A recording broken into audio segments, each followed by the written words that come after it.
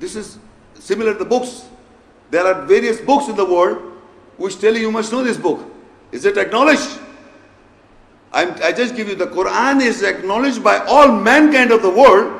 You take up any other book, it will never be acknowledged by any other man. I said he will not practice it, he will not believe, he will agree to it. That's my statement. If you put forth a Quranic ayat to any man of the world, he will acknowledge it. But the other books when presented, their scholars themselves are finding faults in their own books. What? It is not acknowledged. So these people, he says, they forbid which is disguised. Like Bible is disguised as the book of God. Who says? The Jews say it's a book of God. The Christians say there's a book of God. It is a disguised book. It is not the good book of Allah. Not. Quran is the book of Allah. It is acknowledged. To speak to anyone, he will agree. Not believe and practice, may have not the wisdom to practice, but he will agree. Similarly, then it says, وَاصْبِرْ عَلَى مَا أَصَابَكَ. Now it means that be patient over what reaches you. You know, there are situations in life, there are different situations in life that from Allah, Allah says in Baqarah 2:155, وَلَنَبْلُوَنَّكُمْ بِشَيْءٍ مِنَ الْخَوْفِ وَالْجُوعِ وَنَقْصٍ مِنَ الْأَمْوَالِ وَالْأَنفُسِ وَالثَّمَرَاتِ, that Allah will test you from food and hunger, from psychology, a loss of psychology, a loss of wealth. So you have وَبَشِّرِ الصَّابِرِينَ, they should have patience. So what happens? The command is that you have patience. Whatever reaches you, whatever reaches from not your hands did it, but it comes from an accident or from outside the world. It is a trial, a test from Allah. So you should have patience, and believe me, people get panicky. And they become panic and they start thinking that some people have done some magic on us. Something is going around in our family these days. Because when something reaches them from Allah, they don't understand this. It is a trial and test from Allah. But they think the other way, that some people are doing some magic on us. Something is going wrong. And they have superstitions, tremendous amount of superstitions, and believing that something is going wrong with me. This is all superstitions. No magic, no superstition. It is all up here in your mind. You think that way. So Allah says, when something reaches you, you must have patience. That it's a trial coming from Allah. Have patience. What happens? The ultimate is death. And ultimate reach is what? If you know what is the goal. The final goal of a believer or Muslim is the garden. The most pleasurable thing, or the nearness of Allah. Whatever the big palaces you have, whatever the wealth you have, is not your satisfaction. It is the shaitan is trying to delude you. But the real truth is the after death is garden and eternal peace. That is the truth, reality. You reach God. What about little petty matters? You're not going to die, but still you're afraid. The maximum is the death. But you think that some delusion, some people are doing something to us, and your psychology becomes so panicky that you run along. You don't look at God. You don't look at Allah. You don't ask for His guidance and strengthen you. You run around to people, thinking that they will help us. They will give assurance, something like that. Nothing. It's all delusion. The reality is that you must have patience. If something goes wrong, you must have an ayat in your mind that Allah is testing me. He is trying me. Yeah, I have patience. So this is what the third point is. And then it says, Inna dhalika min azmil umur. Surely that is an order of firmness. Firmness. A person who will have patience during the time of panic, during the time of what reaches him. It's a strong hold of firmness in him. These are the hikmah, the wisdom I am reading. Further it continues. Same Luqman as-salam is saying to his son. Surah Luqman 31 surah and ayah 18 and 19. وَلَا تُصَّعِّرْ خَدَّكَ لِلنَّاسِ وَلَا تَمْشِي فِي الْأَرْضِ مَرَحًا إِنَّ اللَّهَ لَا يُحِبُّ كُلَّ مُخْتَالٍ فَخُورٍ. And do not swell your cheeks with pride for people, and do not walk with merriness on earth like a noisy in festivals with dancing and masking, wasting their time. Surely Allah does not love any deceiver boastful. Now in this ayah, do not swell your cheek with pride. You know, this is almost every human being. Whenever they see a lower class person, their cheeks are swelled. Even a relative comes, a poor guy coming and knocking at your face becomes, with pride. Why? For what has Allah has given you? Is it you think you have earned it? The things, even your beauty, your intelligence, everything that has been provided to you, you boast for it. You have pride in it. I am proud of you and I'm proud of that and I'm proud of this. You use these statements. And Allah said, do not be having any pride. What for? Anything, a person is an intelligent person who's got brains, who's got good, who's got wealth, is it his anything of his? It was given by Allah. So that is why Allah said, do not swell your cheeks with pride. What for? What for? That's not yours, given to you. And do not walk with merriness. You know, people who do not have any goal in life. That is what it says, like noisy in festivals with dancing, and you should have a purpose in life. People do not have aim, goals in life. What they are doing, they are just wandering in life. Not a specific goal that, okay, careers are there, or you're after money, or you're after this, but the purpose of life is not only this. You have to have a strong moral character and moral conscience. That's what the purpose of life is, to have garden in the life, in this peaceful life, peace in this world, and a garden on the other side. So how should we walk? In this further ayat says, وَقْصِدْ فِي مَشْيِكْ وَقْضُضْ مِنْ صَوْتِكْ إِنَّ أَنْكَرَ الْأَصْوَاتِ لَصَوْتُ الْخَمِيرِ. And have purpose in your walk. That is a manner of behavior, conduct or a course of life. And lower yourself from your voice.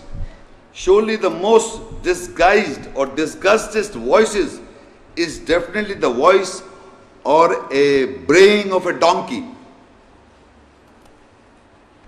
Lower your voice. First is, you must have a purpose in your walk. I was just telling you, you should not have a merriness walk. You must have a purpose in life. And the purpose of life is to attain peace in this world and garden or the nearness of the good pleasures of Allah. That is the purpose. The other things is to live in the world. The other things we do, careers and everything, is just to live in the world, to sustain yourself. Actual purpose is to have peace of mind and soul and have garden and the nearness of Allah. This is the purpose, aim in your life. The true aim. So for this you have to work it out. That is the conduct and the course. And it says the most, and lower yourself by the voices. What is lower yourself of the voice? Lower yourself by the voice, your voice. Because it says the most disguised or disgusted or deniable voice is the braying of ass or a voice of a donkey. But what is braying or brays? It says to make a loud, harsh, breathy cry, breathy cry, and a disagreeable sound, deniable sound. So whenever a donkey brays, it is defined as a deniable, a person who is denying something in languages of the world. It is referred as a deniable to the essence of the message of God. When you know the truth and you start denying, you behave like a braying of a donkey. You understand what I'm saying? When the donkey brays, it is defined to make a loud, harsh, breathy cry. Loud, harsh, breathy cry. Have you seen a donkey doing it? Yes. So if you do not agree to the essence of the message of God, and you start using argument, you think that you are like a donkey. You are arguing your behavior, your face, and you get annoyed and irritated to an essence of the message. You see a donkey brain and you can see yourself.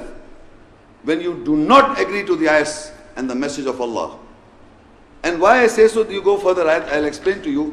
There's in the Hujurat Surah, it is described in the Surah Hujurat 49, ayah 2 and 3.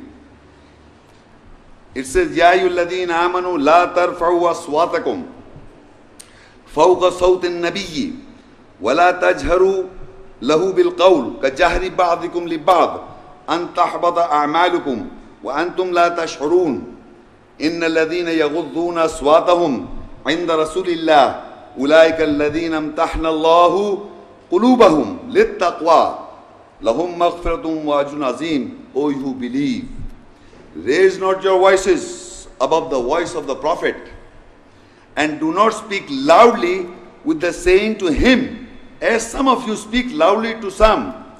Otherwise your works, deeds will fail, and you will not be aware.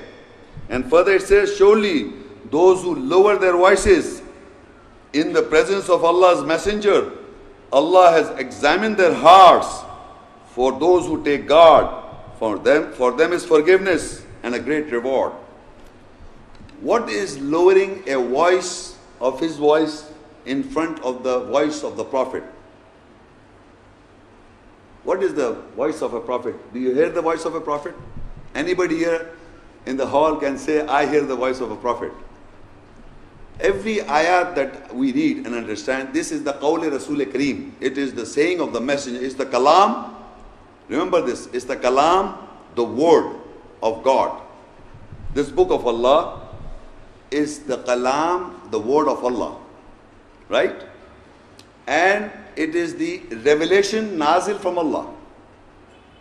It is a revelation from Allah. It is a book of Allah. Who said it? Messenger Muhammad Rasulullah Sallallahu Alaihi Wasallam. So this Quran is a saying of the messenger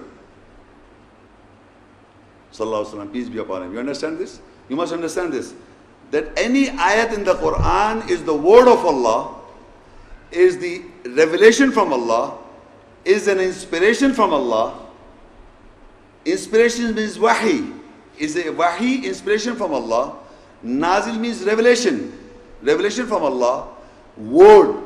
The sentence is the ayahs, the word from Allah, the book of Allah, but the saying, the said by Messenger Muhammad Rasulullah Sallam, peace be upon him. You understand this?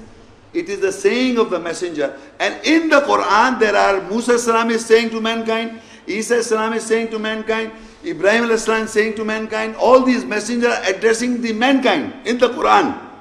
So whenever the Musa Salam addressed to people, he is a prophet. Ibrahim Islam addressed to the people, he's a prophet. Nuh Islam addressed to the people, he's a prophet.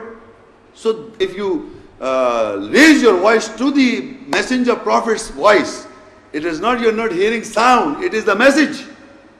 So you have to lower your voice to the prophet's voice, and the prophet's voice are all in the Quran. Every ayah addressing, any prophet addressing to his people is the voice of that prophet. And you understand the message, you have to lower your voice to that message what the prophet says in the ayah, including Muhammad Sallallahu Alaihi Wasallam as the seal of the prophet. Everyone. لا نفرق بين أحد منهم ونحن له مسلمون. We do not make distinction among the prophets. We are Muslims. So we Muslims agree and believe and submit to all the ayahs that prophets address to people. We agree and submit to that. That means we are lowering our voices to the voice of the prophet. And if we raise our voices above the voices of the prophet, so you can imagine, you can see, if somebody is raising, you see his face, and then you think about the donkey. If somebody wants to raise his voice above the voice of the prophet, of the message of Allah, you think of a donkey. Because Allah is describing us, telling us that you are like a donkey. You are just braying. You are making no sense at all. Breathing loud, harsh voice to the essence of the Prophet, because you must understand the wisdom. I'm again telling you, the wisdom you are listening, these are wisdom. These ayahs are wisdom. A person who is wise, he will understand. Intelligent may use his arguments, but he will fail. Because no one, an intelligent man cannot overcome the wise man. Remember this. A wise man, he believes, he practices the judgment, the just thing. Intelligent man can understand, but he may not practice. That's the difference. He can understand. And I have noticed in my lifetime, non-Muslim quote the ayahs. Do you know this? Non-Muslims, they may not believe in practice, but may use an argument for you to you, quoting you an ayah. What for? If you do not believe in ayah of the Quran, why are you quoting to me, to us, the believers, Muslims? Because you don't believe, you just want to make a point. Because we have got fear of Allah. We believe a person who is a wise person, he believes in the ayahs and practice, so he's terrified. So, but that person is using just to fear me of the ayah. Of course I am, if a person is a believer who will get, who's conscious of the ayah. But using an ayah for an argument, these Jews and non-Muslims are quoting ayahs these days, all time, to make a point. So that is not true. So now you understand what is lowering of the voice in nearness of the Prophet. You must lower your voice. You must not raise your voice. And if you will lower, Allah has examined your heart and for your taqwa, how to take guard. That is described in this. Now in Surah Al-Asra 17, I am reading now. These ayahs that I was reading was Luqman alayhi salam was giving the wisdom. The verses that I read was the wisdom of Luqman alayhi salam who gave to his son. But these ayahs now I'm going to read is also wisdom ayat, the ayahs of wisdom.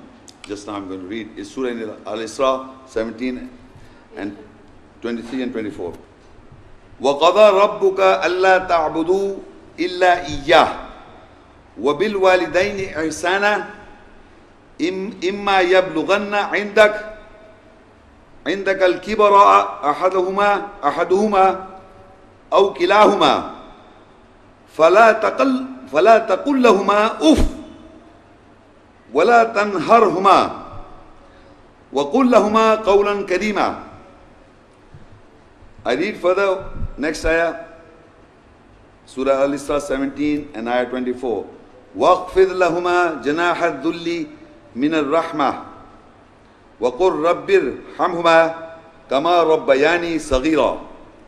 And your Lord has accomplished that do not serve anyone except Him, and be good with your parents, and when any one of them attain an old age in your presence, do not say to both of them a word of contempt,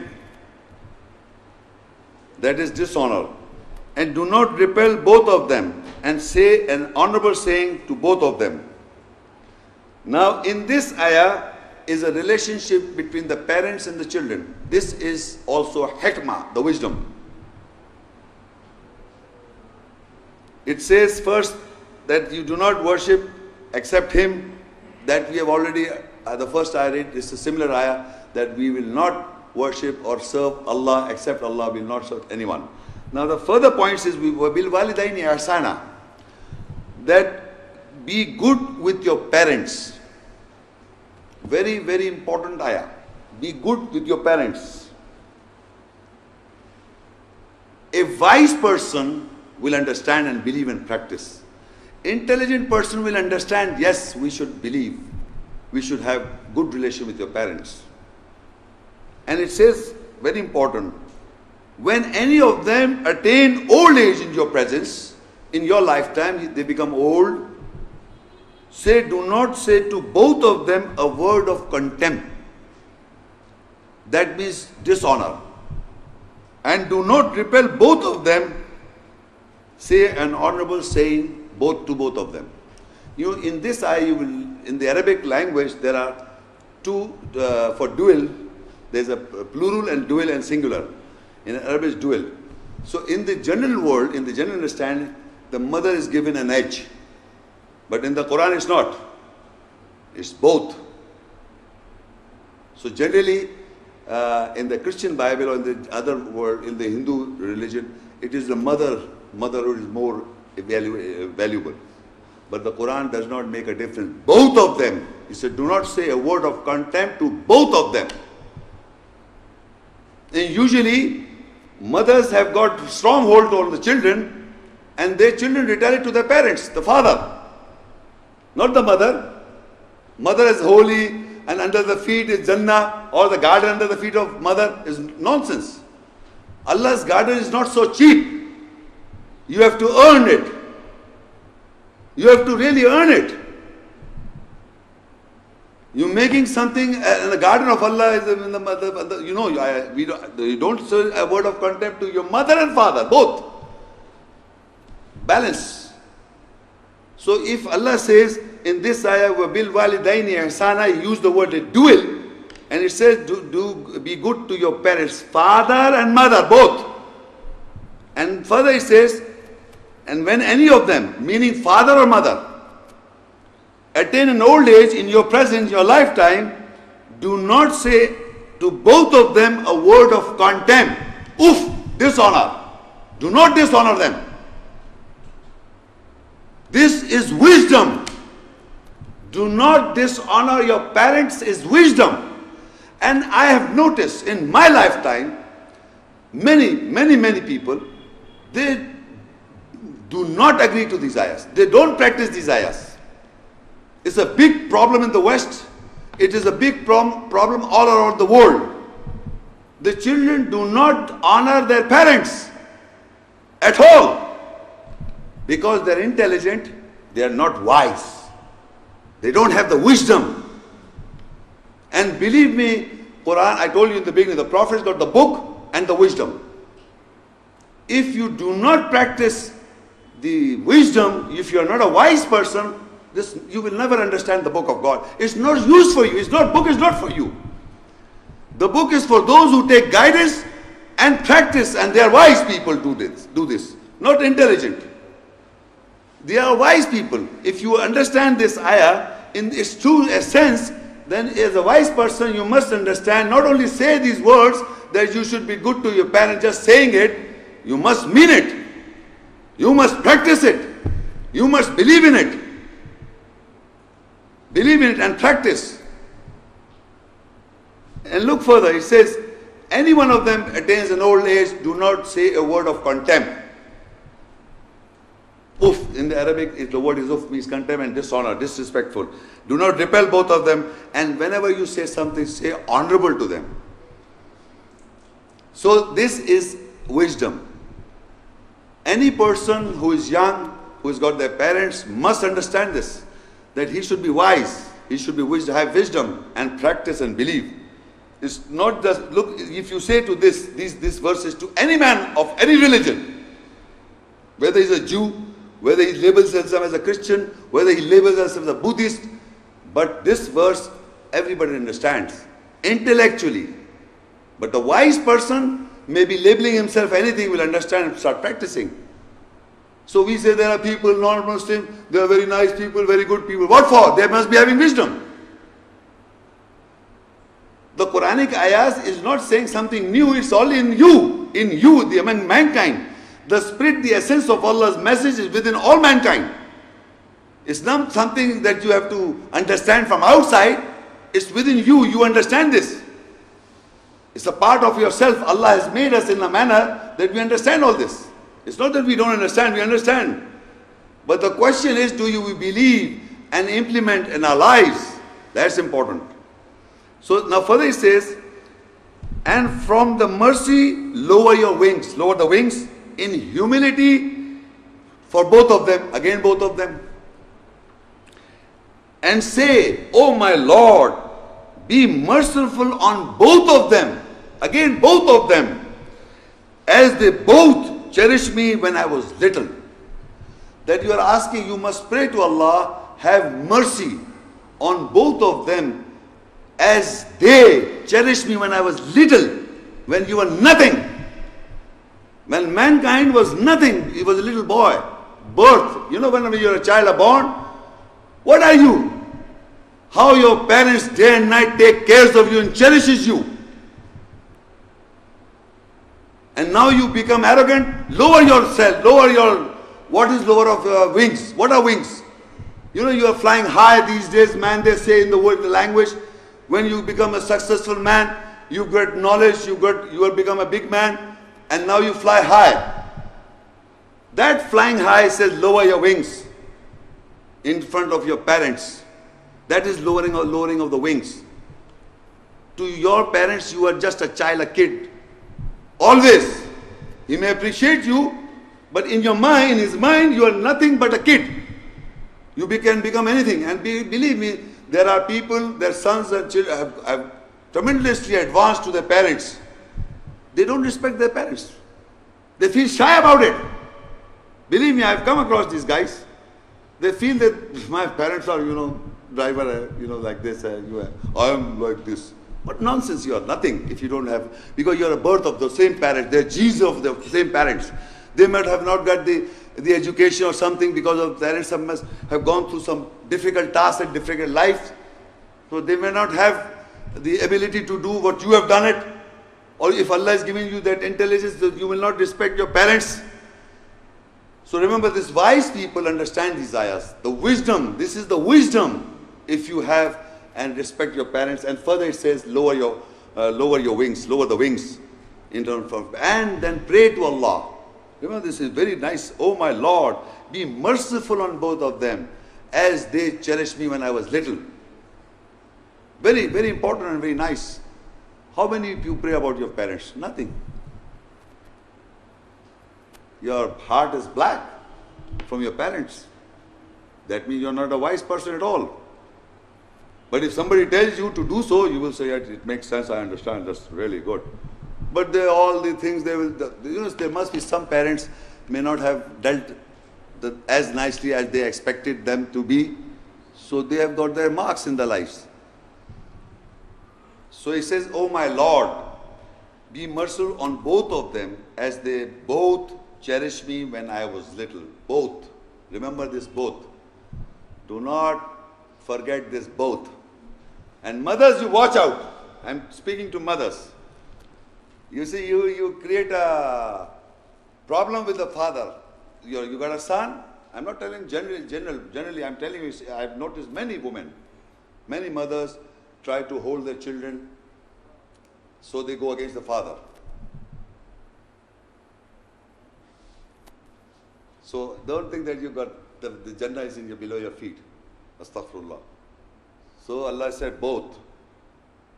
So you watch out, because you'll get caught on the day of judgment. If you develop your sons to go against the father, you are in great problem.